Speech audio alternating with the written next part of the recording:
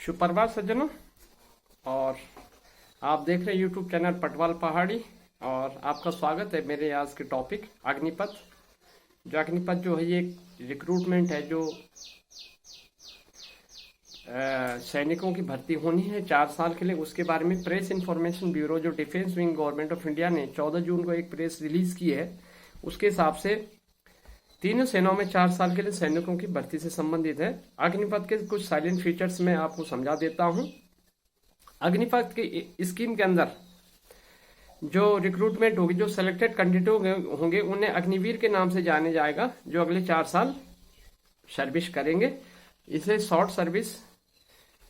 Short military service भी कह सकते हैं। तो इसके अंदर कुछ बेनिफिट्स वगैरह जो हैं उसके बारे में मैं बता देता हूं।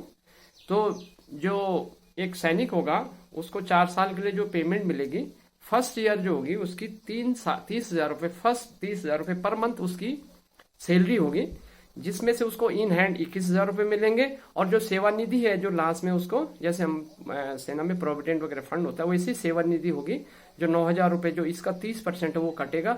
इतना ही 30% जो गवर्नमेंट ऑफ इंडिया भी उसमें डालेगी।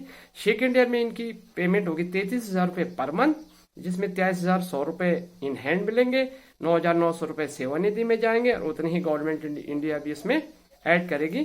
थर्ड ईयर में 36,500 रुपये पर मंथ होगी, जिसमें इन हैंड मिले इनको 25,580 और सेवानिधि के तौर पे मिलेंगे 10,950 और उतनी ही गवर्नमेंट ऑफ इंडिया जमा करेगी। फोर्थ ईयर में इनकी पेमेंट हो जाएगी 40,000, जिसमें से इन हैंड मिलेंगे 70% इसका, वो 28,000 इनको इन हैंड मिलेंगे, जो 12,000 रुपये उनकी सेवानिधि में जमा हुए और इतना ही 12,000 रुपये गवर्नमेंट ऑफ इंडिया इसमें जमा करेगी। तो इस तरह से इनके जो सेवानिधि में अपने जो पैसे होते हैं 4 साल में 5,02,000 रुपये जमा होते हैं, उतनी ही गवर्नमेंट ऑफ इंडिया भी इसको जोड़ेगी। लेकिन उसके साथ में जो इंटरेस्ट होगा, इंटरेस्ट के साथ में जब ये 4 साल के बाद सेना से निकलेंगे तो 11,71,000 रुपये इनको इन हैंड मिलेंगे, जो इनकम टैक्स फ्री होगा। 4 साल के अंदर इनको विभिन्न प्रकार की ट्रेनिंगें दी जाएगी।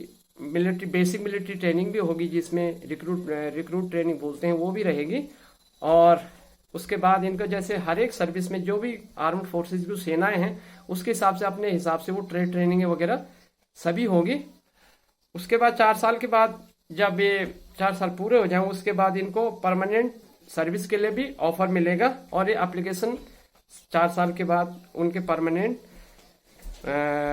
सर्विस के लिए एप्लीकेशन दे सकते हैं। जो एप्लीकेशन होगी सेंट्रलाइज ही उनको स्क्रूटनी होगी, उसको प्रोसेस होगा, और जिसमें उनका जो मेन बेस होगा एक्चुअल में जो ये जो हर एक बैच से सिर्फ 25% ही उन्होंने परमानेंट सर्विस में रखने हैं सैनिक। तो उसके लिए उनका जो ऑब्जेक्टिव असेसमेंट रहा 4 साल का, जो परफॉर्मेंस रहा, तो वो उनको मेन वही उसी बेस पे उनको अगले 4 साल के लिए रखा जाएगा। तो इसके लिए ये कंपटीशन टफ होने वाला है। तो जो 4 साल के अंदर जिनकी परफॉर्मेंस बहुत अच्छी रहेगी उनके ही चांसेस हैं कि आगे 15 साल फर्दर उनकी 15 साल और सर्विस बढ़ेगी, तो उन्हीं के चांसेस हैं कि वो रेगुलर होंगे। बाकी जब ये इसकी डिटेल गाइडलाइंस अभी इशू हुई नहीं है, बाद में ये होगी।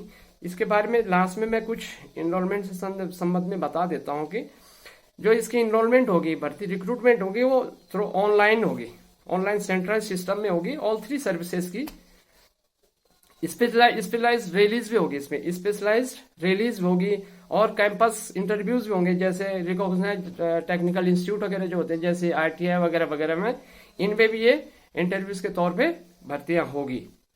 बाकी इसमें जैसे क्लास वगैरह होती थी कि उसमें रिजर्वेशन टाइप होता था, ऐसा कुछ नहीं। ऑल इंडिया ऑल क्लास इसमें सभी के लिए एप्लीकेबल है। एज इसमें 17 साल, 17 साल से 21 साल की रखी गई है। एजुकेशन क्वालिफिकेशन जिस सर्विस में हो जाएगा, आर्मी, नेवी और एयरफोर्स के हिसाब से जो भी इसके हिसाब से वो जो क्राइटेरिया, टर्म्स एंड कंडीशन, वो उसके हिसाब से चलेंगे।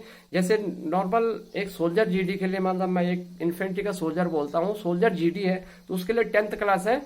तो वैसे ही हर एक सर्विसेज की अलग अपनी अपनी टर्म्स एंड कंडीशन है, उसके हिसाब से इनकी रिक्रूटमेंट होगी। उसके बाद जो ये 15 साल के लिए आगे सिलेक्ट होंगे तो उनको जैसे आर्मी, नेवी, एयरफोर्स में जैसे भी टर्म्स एंड कंडीशन के हिसाब से उनका प्रमोशन, या सर्विसेज में जो भी उनके बेनिफिट्स हैं वो एज जैसे रूल में है टर्म्स उसके हिसाब से भी एप्लीकेबल होंगे। जैसे प्रमोशन जूनियर कमीशन ऑफिसर या अदर रैंक से है उसी के हिसाब से उनको रैंक भी मिलेंगे। धन्यवाद सज्जनों। और ये टॉपिक मैं आज यहीं पे समाप्त करता हूँ। आपको ये टॉपिक कैसा लगा जरूर कमेंट कीजिए। कमेंट सेक्शन में आप जरूर लिखिए कि आपको कैसा लगा। फिर मिलते हैं किसी और टॉपिक में। तब तक के लिए जय हिंद, जय उत्तराखंड, जय हिंद।